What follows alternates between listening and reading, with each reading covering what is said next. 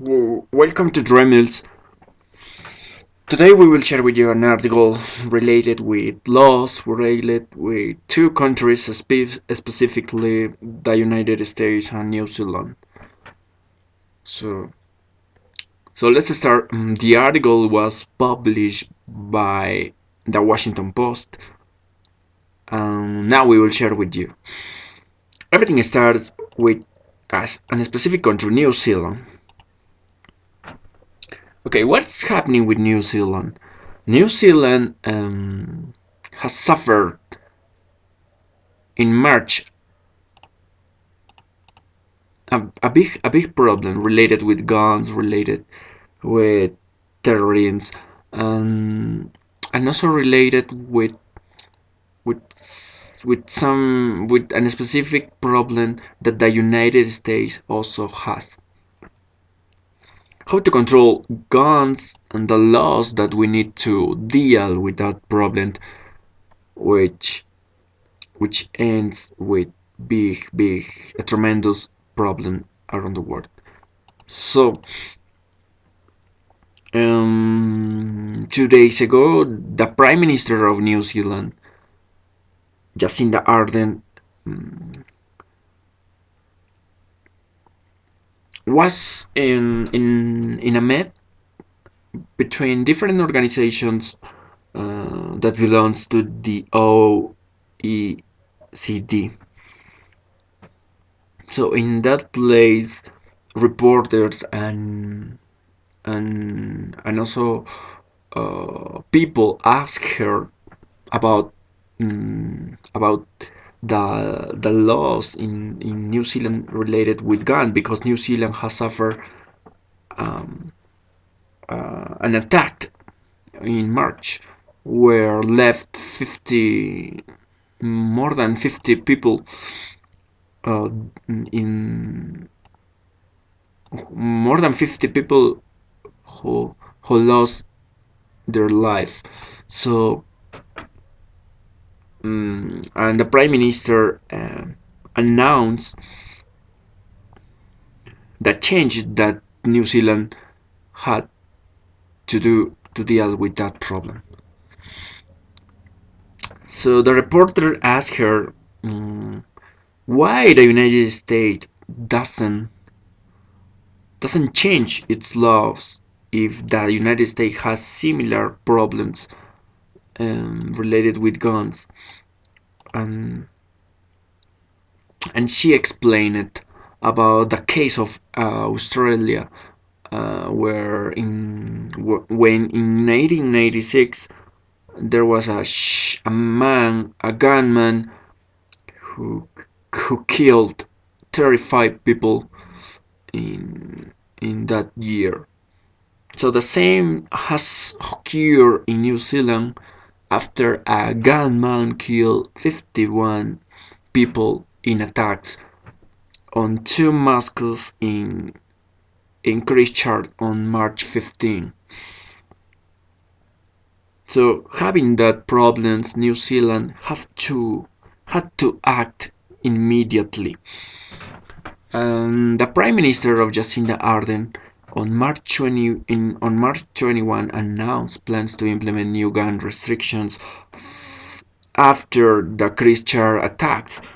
So it was on March 21st when she announced the plans, and obviously in the parliament 119 members of parliament approved, and just one member of the parliament was not agree with that idea. But in the majority, the parliament has a big consensus what they wanted to do. So New Zealand has announced now new bans, new restrictions related with guns.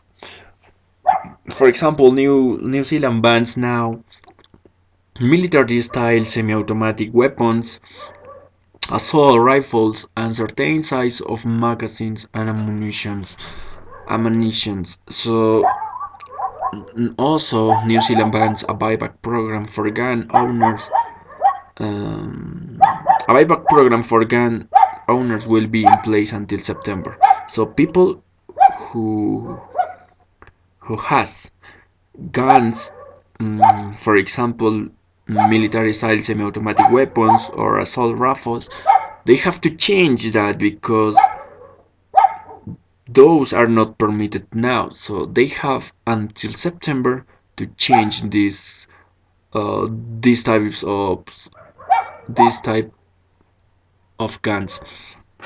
And also there are some exceptions for certain small caliber semi-automatic rifles as a consensus to New Zealand farmers because they need that, and also for regular hunting rifles were left untouched.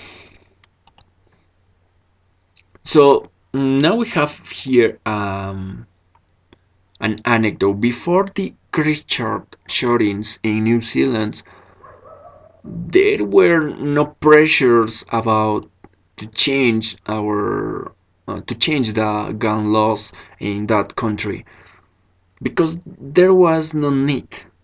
There was no need to do that. But always there were a small group of people who quietly um, tried to influence the governments to change that. They are called lobby. Mm, so there were a minority of people who wanted to change the laws, but there was no need, as I was saying.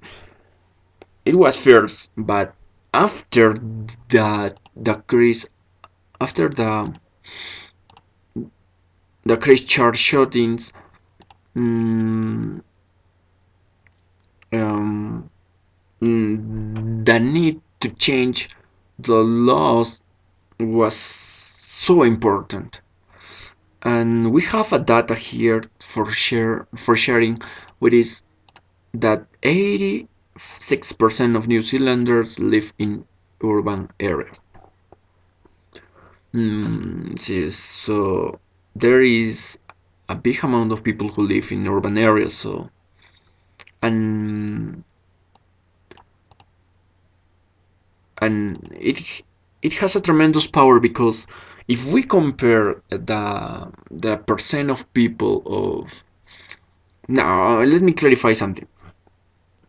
When the parliaments or lawmakers are running for to be to become to be part of the Congress of some country in New Zealand, if it is related with the share of votes that you get in election. For example, if you have if the share of your vote of your party is 50%, you have to put 50% of lawmakers in the Congress.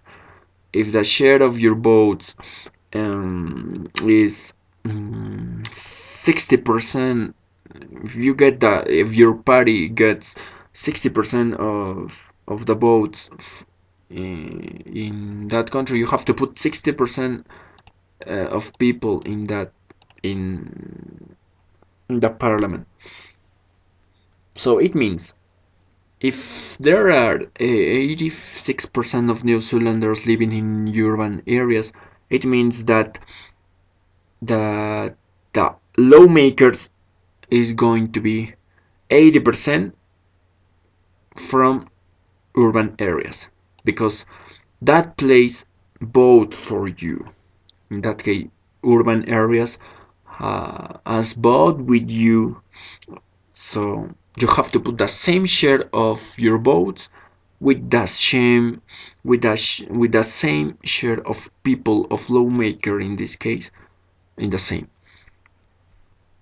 So obviously the pro-gun interest groups realized that they were outnumbered because 80 6% of New Zealanders live in urban areas, and the pro-gun interest group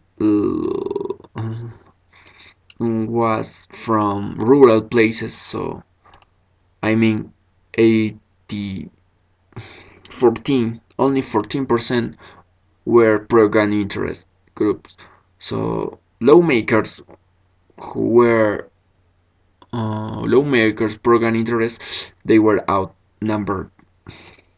This is one of the things that is different with the United States, because the United States, um, the power comes from rural places. So, and rural places, um, it is not similar to the New Zealand, and also the United States. So the United States had had different debates related with its amendment, and the article shows, for example, um, the interpretation of the Second Amendment of the United States. It says a well-regulated militia being necessary to the security of a free state, the right of the people to keep and bear arms shall not be infringed. Infringe.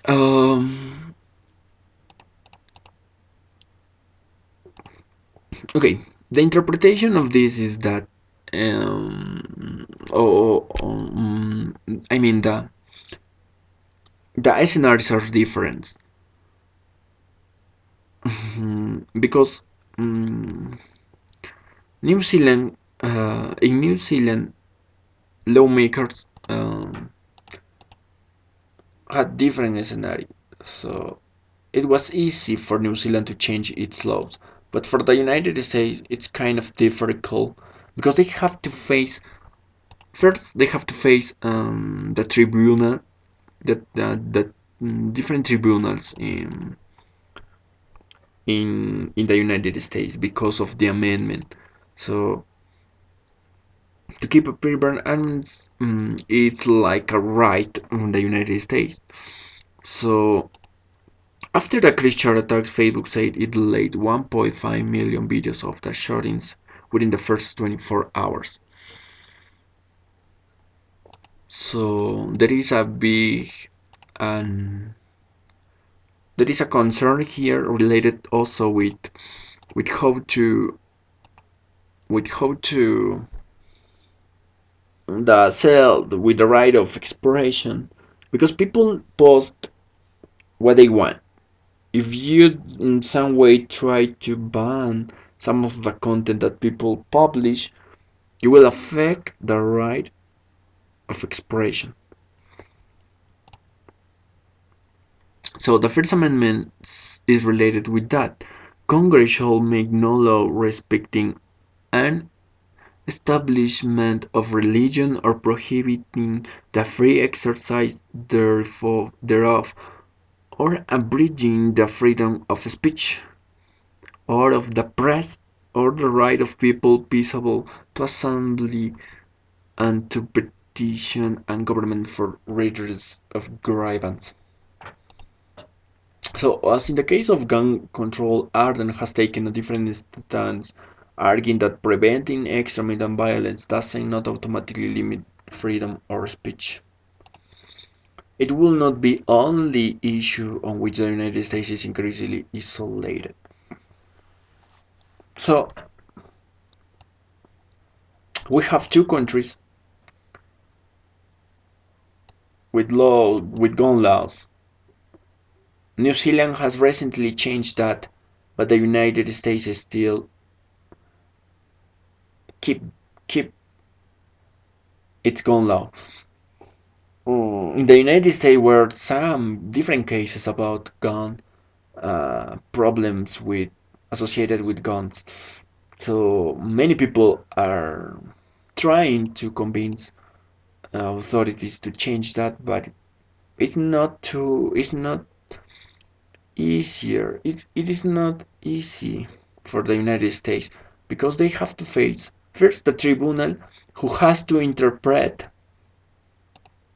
those amendments. Those amendments are important for the United States. If you change any, if you don't respect any of them, you'll you can do that.